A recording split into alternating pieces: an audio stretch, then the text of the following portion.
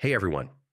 Uh, if you want to create a professional resume and apply for jobs using Kickresume, you're in the right place.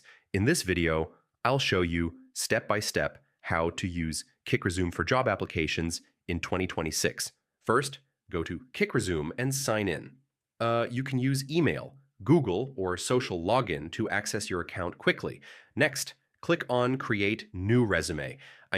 Kickresume provides professionally designed templates that make your resume look clean and modern. Now choose a professional template.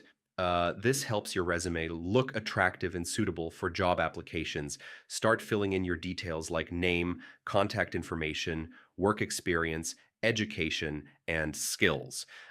Keep everything accurate and well organized. Kickresume also provides AI suggestions.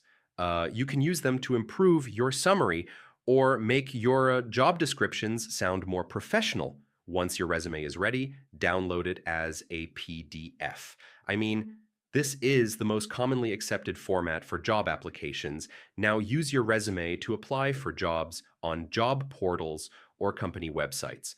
Simply upload your PDF and submit your application.